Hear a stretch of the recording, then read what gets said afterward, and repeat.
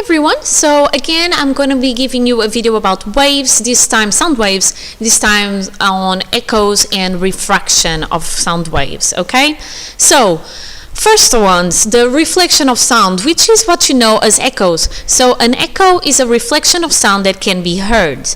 Echoes can be heard when the walls are bare and smooth. So whichever place where you're talking, if you have a smooth flat surface, then you know from the law of reflection that you have some videos previously, so some videos ago, you know that the wave that comes in comes back, so reflects back with the same angle, so it's a complete perfect wave really. So if the walls are bare, then this means that there is no absorption of the sound. If they are smooth, it means that the sound is even, so the surface is even, so the law of reflection is obeyed. Okay, so there it is for you to be able to take notes in case you wish to. So if the walls are covered in soft fabric, the fabric will absorb the sound, so no echoes.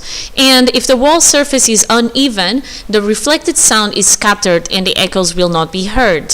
So an echo is when you have a reflection of sound that can be heard, and for you to have them to be heard, the surfaces need to be bare in order not to absorb the sound, and smooth in order not to scatter the sound. Okay, now reflection of sound has a very good application.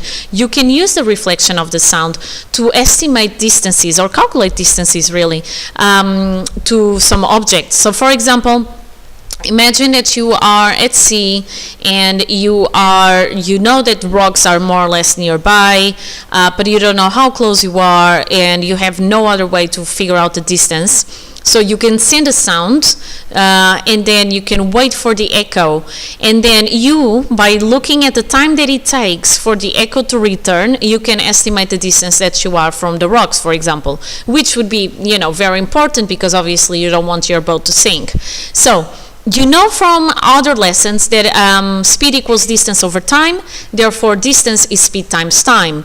Now this time that you have is the time for the sound to go, echo and go back to your ears, right? So it's the time for the sound to go and come back. So that time needs to be divided by 2 because you only want to know the distance to get to the rocks, right? So that's why when you're estimating distances using echoes and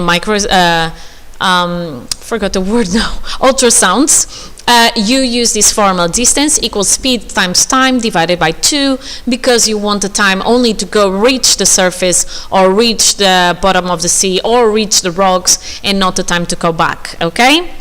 Now, sound can also be refracted. So the refraction takes place at the boundaries between the layers of air at different temperatures. And just before I give you the answer, think about it. How do you think the speed of sound relates to the temperature of the air or the place where the sound is? Well, so what you need to know about refraction of sound is that the warmer the air, the more kinetic energy the particles have. So the more they move around and transfer the vibration, so transfer the sound, so the greater the speed of the sound.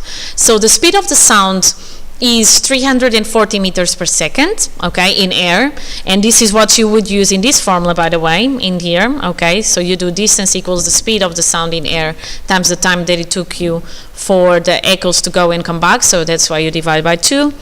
So the speed of the sound is that speed, but that's the average speed. At different temperatures, then you can have a slightly different speed of sound. Okay, so this is about reflection, refraction. So let's just do some exercises just to ensure that we know this topic well.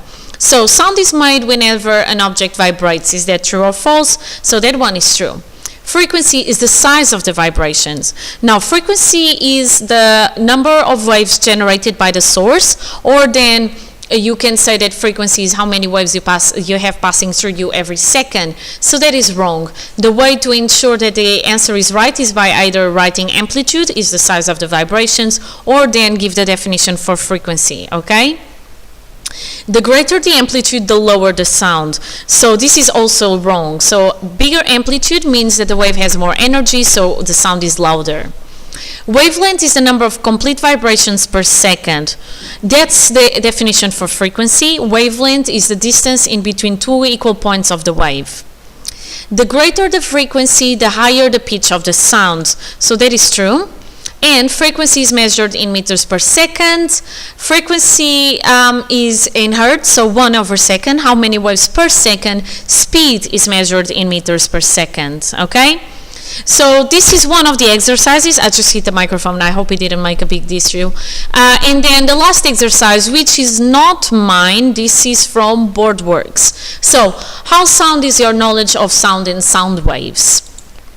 So what causes all type of sound waves? So that's vibrations. You look around. Vibrations is one of the options, so you click on that one.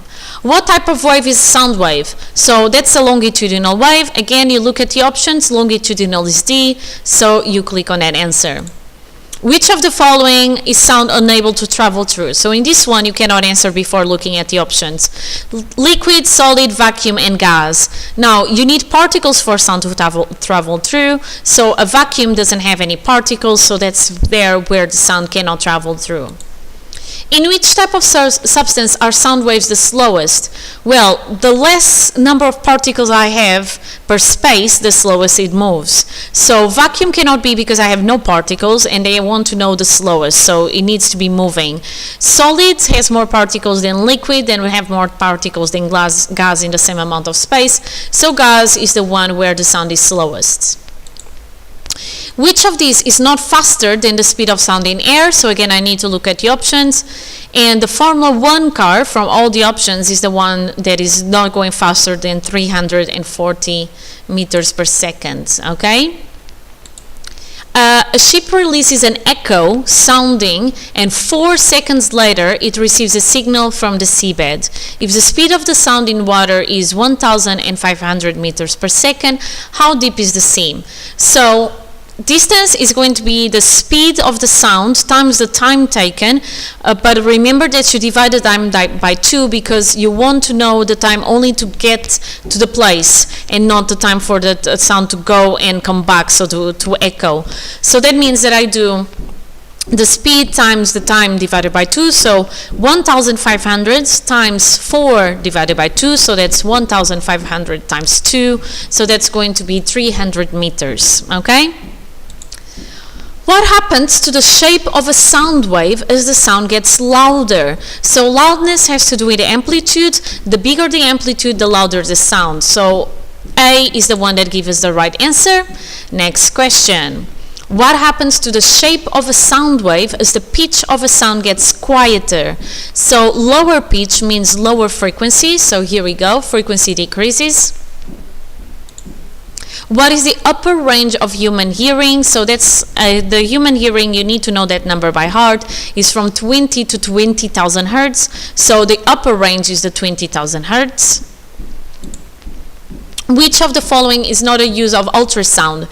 So ultrasounds are sound waves that go above 20,000 hertz, and you can use them to do all the things that are here in the options. So scanning, prenatal scanning, quality control, cleaning delicate machinery. You do not use ultrasounds to cook food, you use microwaves to cook food, okay?